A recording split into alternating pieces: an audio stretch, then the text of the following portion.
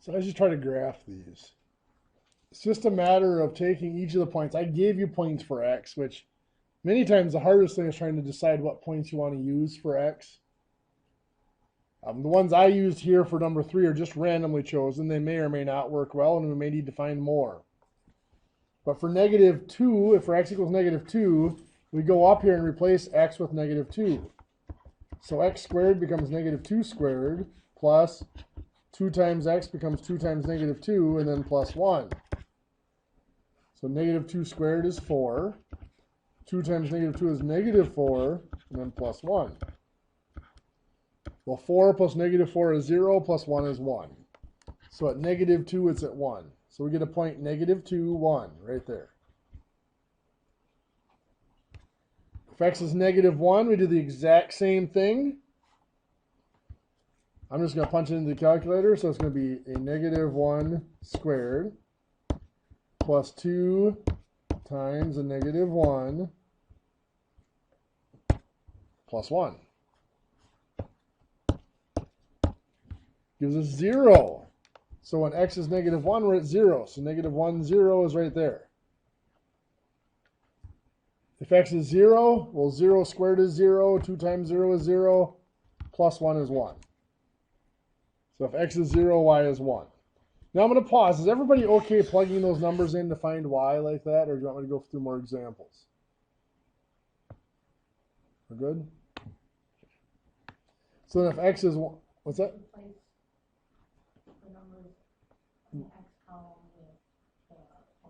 Yes. So like here, if x is 1, so this is going to become 1 squared plus 2 times 1 plus 1. So that's 1 plus 2 is 3 plus 1 is 4. So at 1, it's 4. So we got the point x is 1, y is 4 is right there. Now I would say maybe I want to know a point over on this side. So let's use x is -3. If x is -3, well, then it's -3 squared is 9, plus 2 times -3 is -6, plus 1. 9 plus -6 is 3, plus 1 is 4. So at -3, 4, it's right there. Now I've got a pretty good idea what this looks like.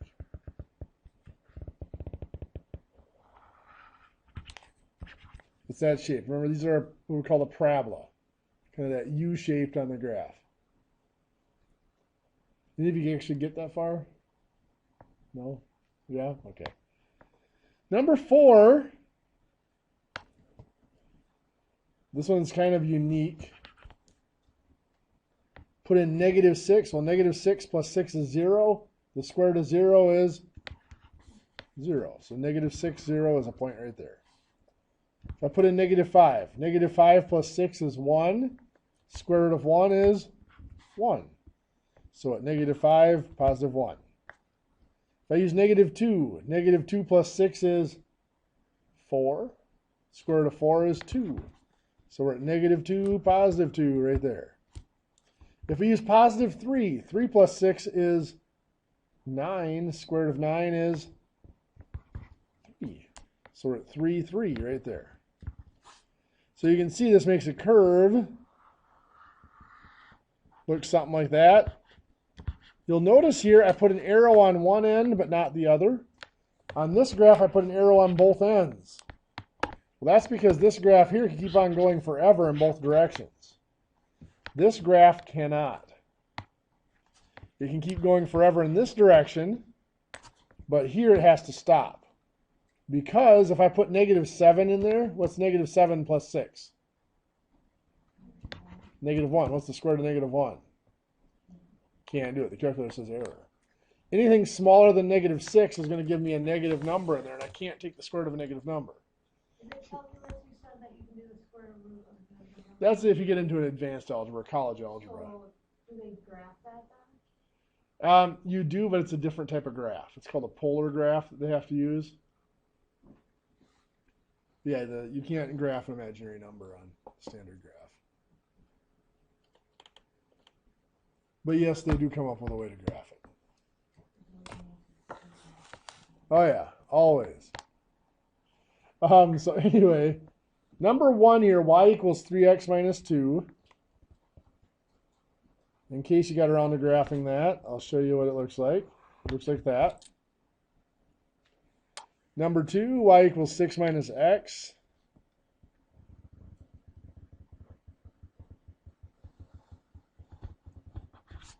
Looks something like that.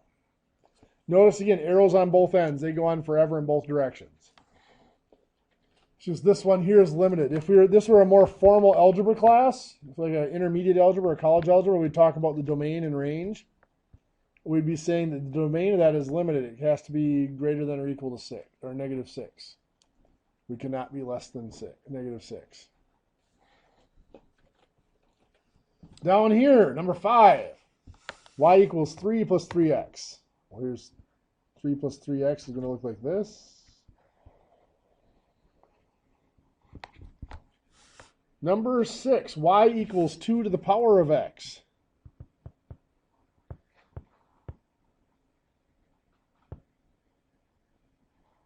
Looks something like that. Notice that has arrows on both ends as well. This one, if I look at the x-axis here, that line will get closer and closer to it, but never touch it. That's something we call an asymptote. Now in this class, we're not going to talk a lot about asymptotes. We're not going to be tested on asymptotes. But again, if you were to go to that next level to an intermediate algebra or a college algebra class, you would deal with asymptotes. And all an asymptote is a line that the graph gets really close to but never touches.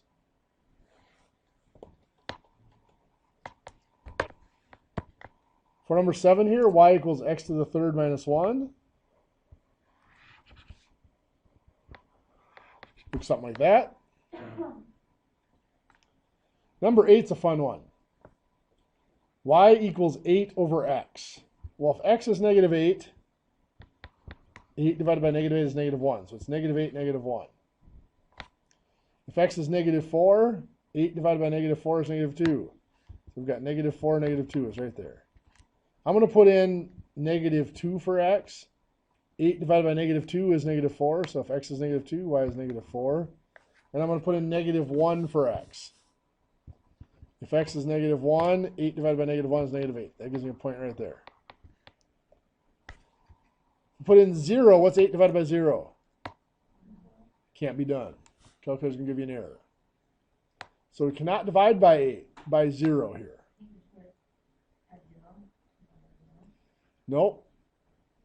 Because anything divided by 0 on your calculator says error. Can't do it. So we have to, again, what that's telling us is x just cannot be equal to 0. We can't ever let x equal 0. What happens if we skip over to the other side? Let's let x be positive 1. Well, 8 divided by 1 is 8. So we got positive 1, positive 8. If x is positive 2, 8 divided by 2 is 4. So 2, 4. If x is 4, 8 divided by 4 is 2. So 4, 2. If x is 8, 8 divided by 8 is 1. So 8, 1 right there. What we get here is a graph that comes in 2 pieces. So it looks like this.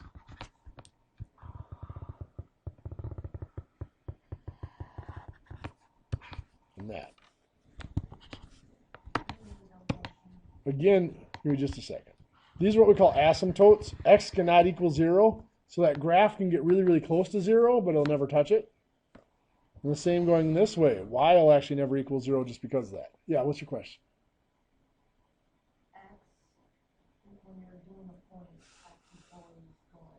X is always side to side, yes. And Y is up and down.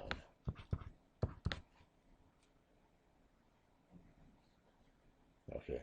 It's really easy to do that because when we start doing shortcuts for graphing, we go up and down first and then side to side.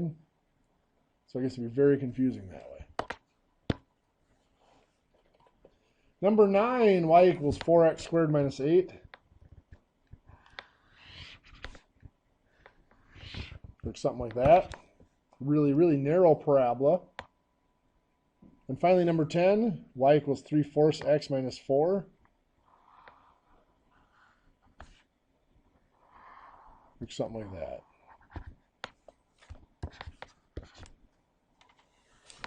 Now again, the reason I put this worksheet out there for you is I wanted to see how good you are at plotting those points. Again, some of these, like this one here, plotting the points I gave you for X and Y were enough to figure it out. Number 8 here. So I had to pick extra points to make the graph apparent. So it's just kind of that skill of picking random points, using them, and then trying to say, well, where do I need more points to make this work?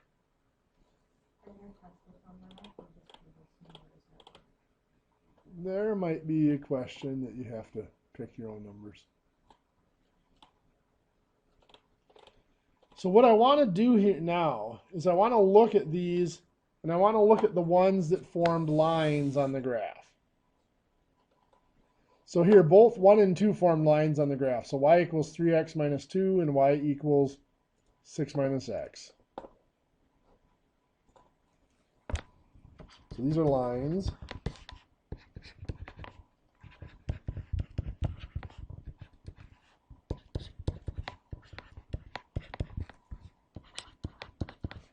These are going to be not lines.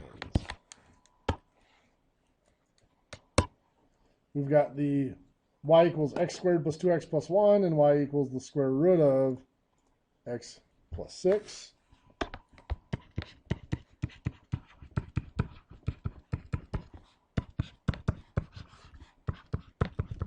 Those are not lines. The next page, one that's a line, is y equals 3x minus 3, or negative 3 plus 3x. Y equals 2 to the power of x is not a line. Y equals x to the third minus 1 is not a line. Y equals 8 over x is not a line. And y equals 4x squared minus 8 is not a line. Y equals 3/4 x minus 4 is a line. So looking at these, looking at the ones that are lines and the ones that are not lines, I want you to look at these and tell me what in these equations makes them different. What happens in those equations that makes them not be lines? Yes? Square root, 2 powers, and x's, Okay.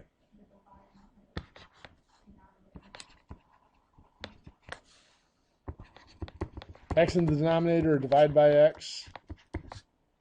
Okay. So there's actually 3 big things that happen here. One, let's talk about that power and the root. Those are both what we call exponents. X squared and the square root of x are both forms of exponents. So, exponent on the variable.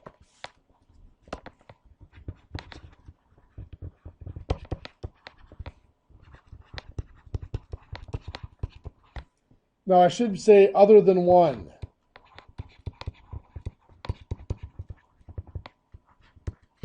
Because this x has a power of 1 on it, we just don't write it, right? A square root is actually a power of 1/2, so it's a form of an exponent. You said dividing by x, or x in the denominator. That's another big one. Cannot divide by x, or have x in the denominator of a fraction. There's a third one that's very similar. It occurs in this equation. What's going on there? Yes, the x is the exponent. The variable is the exponent. Or actually, the variable is the power of the exponent. These things here are what I call 3 don'ts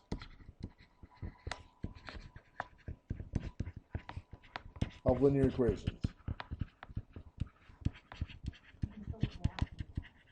Yes, you can still graph any of them, but because we graphed all 10 of those equations. But we call them the 3 don'ts of linear equations because if they have any one of these 3 things, they will not be aligned. They'll be some other shape. So using that, we can look at an equation and identify whether it's going to be a line or not. So if I have the equation y equals 7x plus 3, is that going to be a line? Yes, it will. y equals 3/4 x plus 2 to the third power. Is that going to be a line? It's really tempting to say no because of that third power, but is the power on the x, on the variable? Yeah, exponent on the variable. So 2 to the third power is just 8. So that's just like saying y equals 3/4 x plus 8. So that is still a line.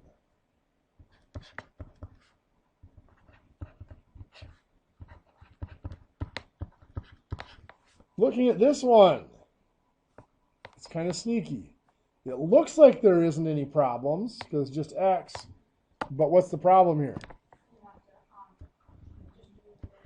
Yeah, you have to distribute that. This is really y equals 15x squared minus 4x. There's a power on the x. That's not a line.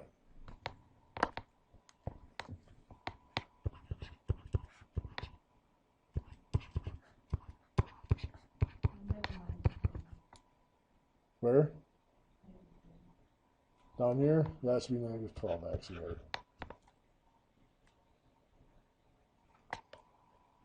So y equals 7x minus 4 plus 2x. Is that a line? Yeah, it is. That's just y equals the 7x and 2x can combine. It's y equals 9x minus 4. That's all that is. Could you combine them before you plug the number in for x then? You can. It's simpler that way if you do. Less steps. Should get the same result either way.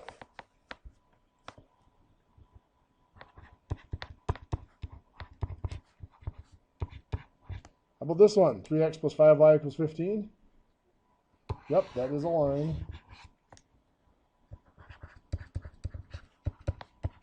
How about this one? Gotta be careful. Right now, it's 3x times y. I really want y by itself. So I should divide by 3x. So that's y equals 7 divided by 3x. We're dividing by x.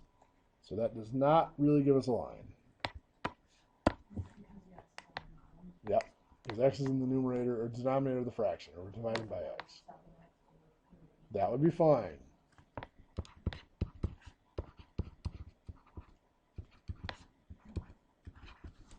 Like that one? Is that a line? Yes, it is.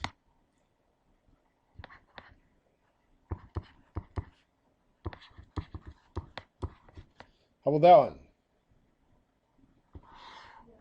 That's a line.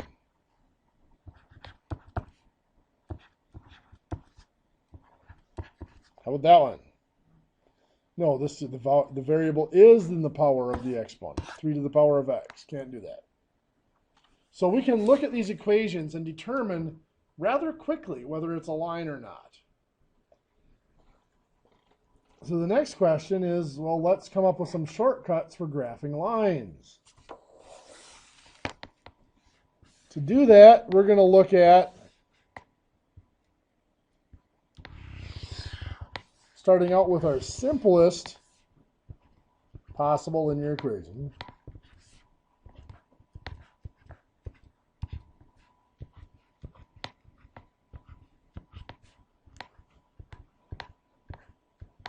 That simplest linear equation is just y equals x.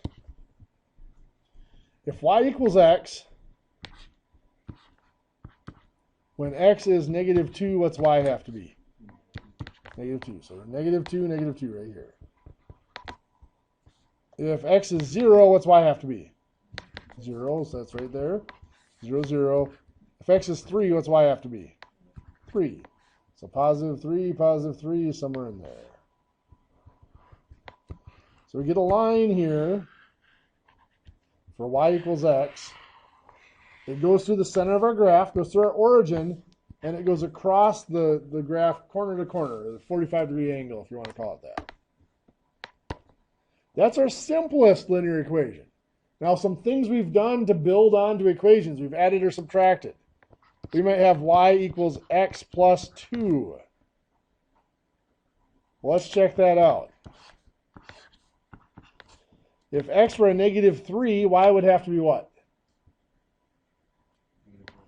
Negative 1. Negative 3 plus 2 is negative 1. So negative 3, negative 1 is right there. If x were 1, what's y have to be? Positive 3. So 1, 3 is right here. If x were 2, what's y have to be? 4. So 2, 4 is right there. We connect those dots. We get a line. We see what's happened here is this line is parallel to the first one, goes across the graph at the same angle. All that's changed is it's moved up 2 spots. With that in mind, what do you think would happen if I did y equals x minus 3? Down 3 spots? Let's double check. If x is negative 2, what's y have to be? Negative 5. So negative 2, negative 5 is going to be down here. If x is 0, y would be negative 3. 0, negative 3 right there. If x were 3, y would be 0, 3, 0.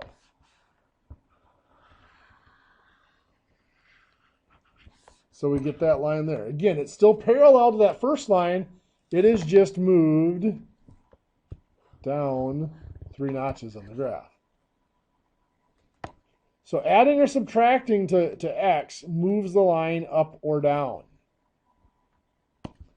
Well, our next step is multiplying. What if I have y equals 2x? Well, here, if x is negative 2, what's y have to be? Negative 4. So negative 2, negative 4 is going to be right about there. If x is 0, what's y have to be? 2 times 0 is 0. So it goes back to the origin again. Let's say x is 1, what's y? 2. So we've got 1, 2 as a point right there. So we can see here, multiplying the x by a number, we go back to the center again, it just makes the line steeper, doesn't it? Steeper angle. We're not ready for that word yet. But yeah, you're right. So if I make it steeper by multiplying it, how would I make it shallower? Divide. So if I had y equals x divided by 3. Now in math, instead of doing divide, what we often do is this. We multiply by its reciprocal. Multiply by 1/3 instead of dividing by 3. So y equals 1/3 times x is the same as saying y equals x divided by 3. X divided by 3 is still fine. It's just easier to interpret as 1/3 times x. When we see our shortcuts, that fits our shortcuts better. So if x is a negative 3, what's y have to be? 1/3 times negative 3 is a negative 1. So negative 3, negative 1, it goes through that point right there. If x is 0, what's 1/3 times 0? 0, so we go through the origin again. If x is 3, what's 1/3 times 3? 1. So right there.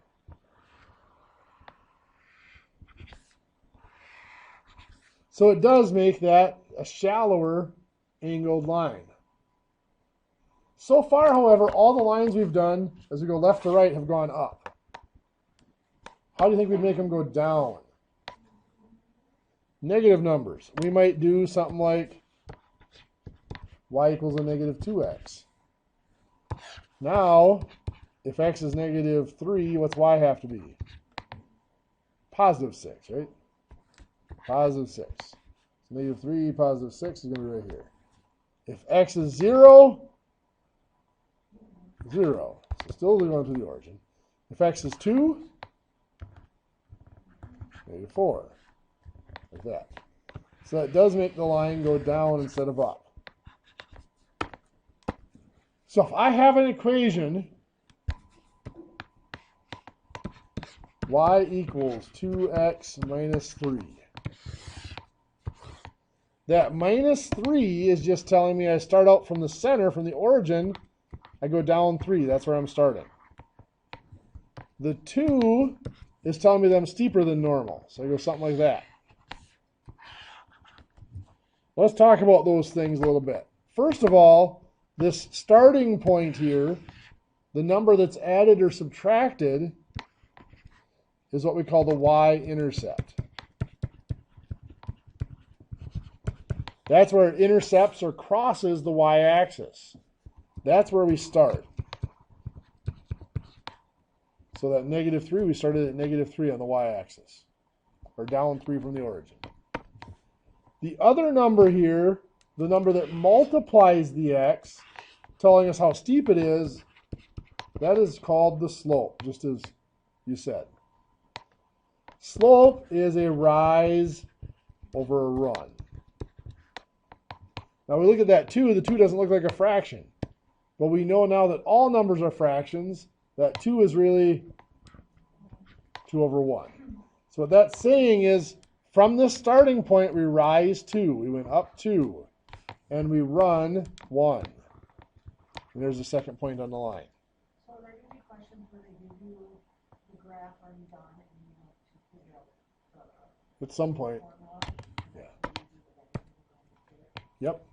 At some point we'll do that. For the right price. Yeah, there's a lot can be done in 2.5 weeks.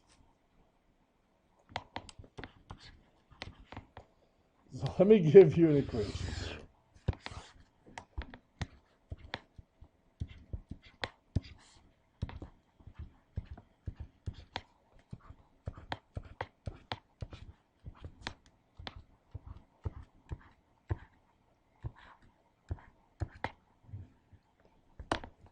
So let's say we've got the equation y equals 1/2 x minus 2. Where are we going to start there? -2. Right there. From there we're going to go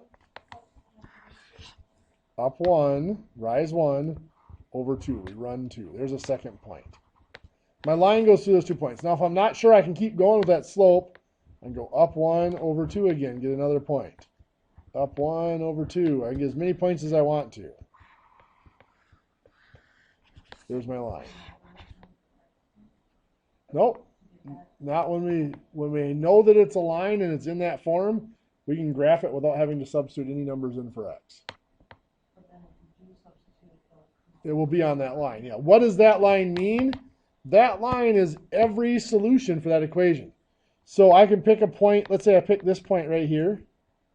I can trace it up. That's x equals 1. I can trace it over here. That's -1.5 for y. That is a solution to this equation. If I put x equals 1 in here, I'm going to get a -1.5 over here. That does make that equation true. So every point on that line, if I find its x coordinate and y coordinate, it'll make that equation true. Like here, I can find this point here, that's x equals 4.5, y equals a positive 1/4.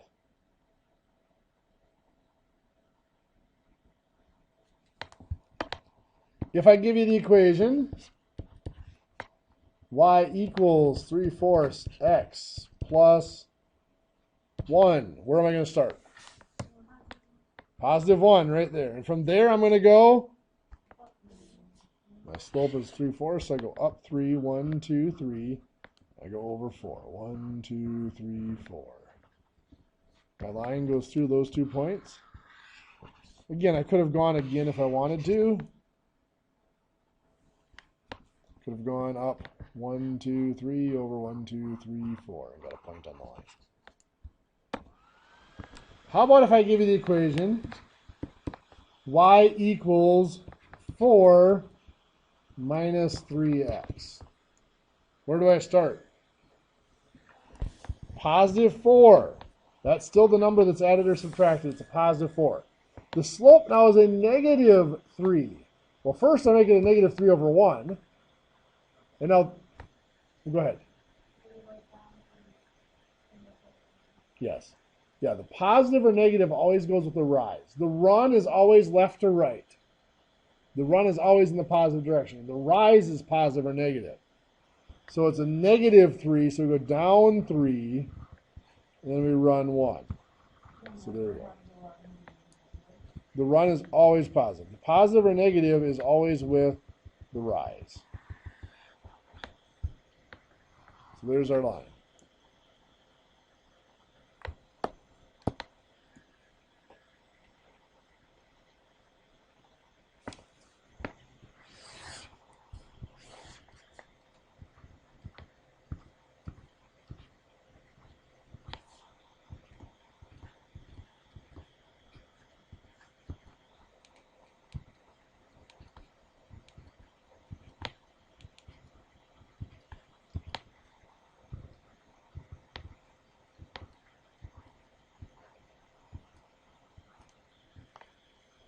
So if I give you the equation, y equals -2 minus 3/5 x. Where do I start? -2, and from there I go down 3/5. So my line goes through those 2 points.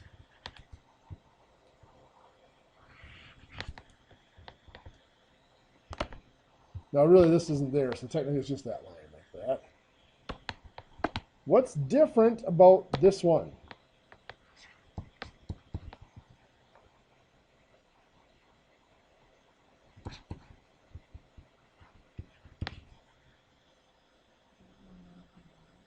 Yeah, all the ones we've done so far have been y equals. Y equals, y equals, y equals. What we have here is 2y equals. We need to get rid of the 2. So I'm going to divide by 2. Now remember, we discussed this before. When we multiply or divide an equation, we must multiply or divide every digit in the equation. So 2y is a single digit. It's a count and a name. So dividing by 2, the 2's just cancel out, and we're left with y. On the right side, we have 2 digits to deal with. We have x. Now I'm going to do this. I'm going to treat it as a 1x. 1x divided by 2. I take my coefficient of x, the 1, and I put it over the 2. That's 1/2. That's times x.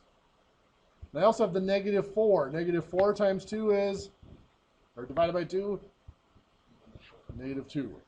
So I start out at the -2, and from there I go up 1/2. Perfect. I'm going to do it a second time since those are kind of close. So there's my points. And again, these little marks aren't there. I can erase them. I might have something like y plus 3 equals 2/3 x plus 4. Again, the y is not by itself, so I have to get it by itself. What do I have to do to get it by itself? Subtract the 3. When I add or subtract to an equation, I only have to add or subtract to one digit on each side of the equation. So here I can subtract the 3 and it's gone, leaves me with y. On the right side, I only have to subtract from one digit, and the 4 is the one I'll subtract from because I can't subtract 3 from 2/3 x. We've got 2/3 x. 4 minus 3 is 1, so positive 1. So this graph starts out at 1, and from there it goes up 2/3. Good. Nope, when you divide or multiply, you multiply or divide every number, every digit.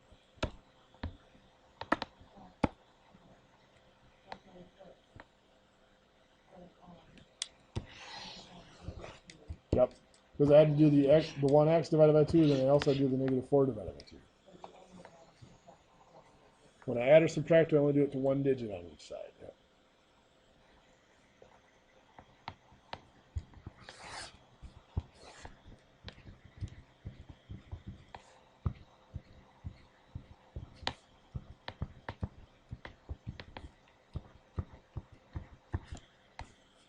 So I might have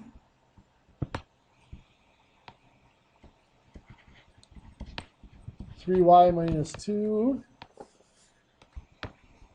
equals 2x plus 1. Now again, the y is not by itself. I need to get rid of both the 3 and the -2. And just like solving an equation, I think about what was done to y here. Well, y is first multiplied by 3, and then the 2 is subtracted. And when I take it apart, remember we take off the last piece first.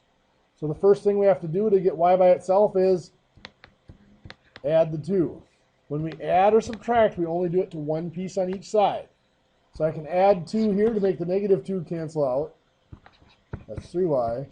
Over here, I add 2 to the 1 to give me a positive 3.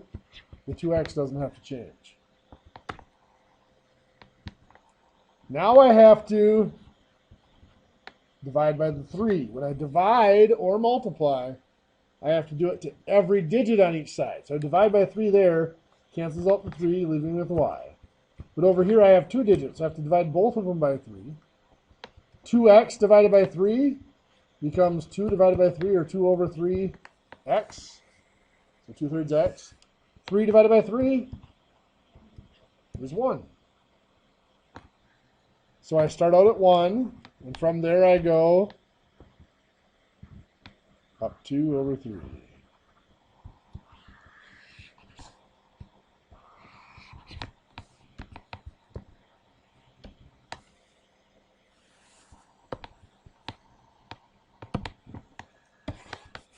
So I can also have something like this.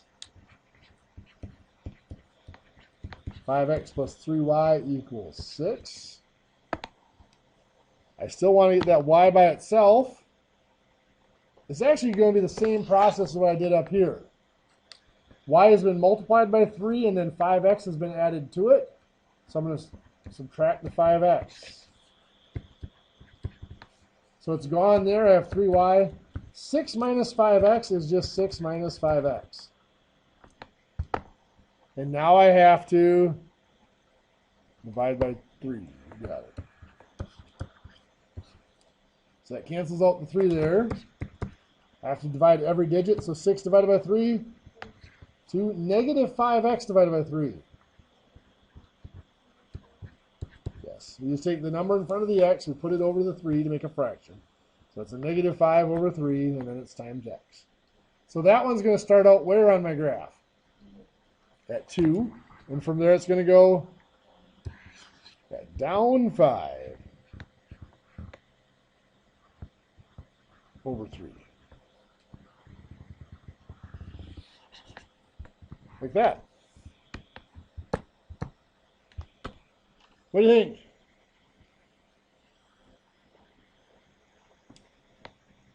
How about this? Y equals 4. How do I graph that?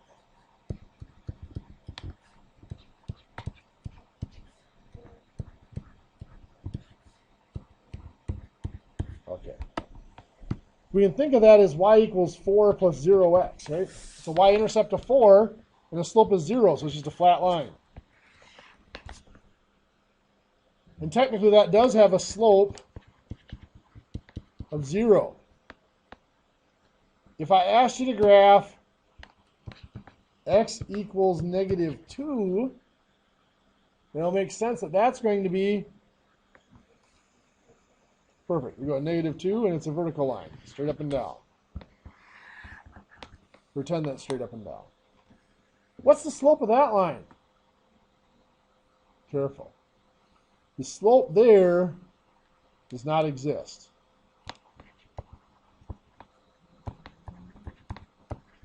Well, again, it goes back to that dividing by 0. If you think of a rise over run, if I took any 2 points on this line, it rises 0, right? Whatever the run is, it doesn't matter. 0 divided by anything is going to be 0. So that's a 0 slope for that line. This one here, the rise can be anything, but the run is going to always be 0. Anything divided by 0 is a problem. That gives us an error. We can't divide by 0. Here's how I remember this. Let's say that I am a cross-country skier, right? Or let's say I'm a skier. So I'm going to have a line like this. On a line like that, I'm skiing down the line. That's the hill. I have a little bit of fun. It's a small slope. If I have a steeper slope like this, if I'm skiing down that,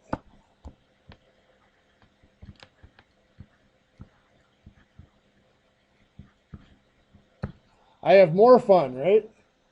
That's more slope. If I'm skiing on a hill like this,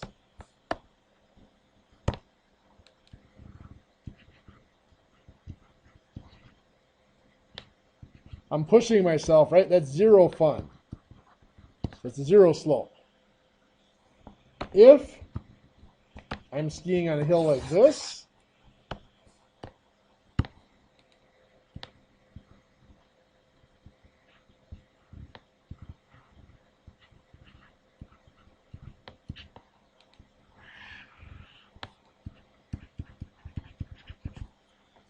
I no longer exist. So that slope does not exist. So you can tell people today you made your math teacher ski off a cliff. Okay, that's enough for today. Tomorrow we'll talk a little bit more about this graphing and stuff. Do a little bit more practice with it. There is a new quiz that is due tomorrow. That's Thursday at 11:59 p.m. There'll be new homework. It'll be due on Monday in class. We're getting really close to the end. I think there's only 1 or 2 more quizzes left and 1 or 2 more homework assignments left. We're getting really close. The next paper test is not a week from next Tuesday. The final would be that next Wednesday. Now remember, the final test is to evaluate the class more than the student. Well, it won't hurt your grade on that test. You can only help your grade on that final test. So like if you do better on that test than you did on your other scores in the class, I'll average that in with your other tests as a 5th test. If you do worse on that test than you did in your other scores in the class, it does not exist for you. But that's my way to evaluate whether I've taught you everything I need to for the course. If everybody is really poorly on that test, then next semester I got to reevaluate how I teach the class. Yeah, so you guys should all pass.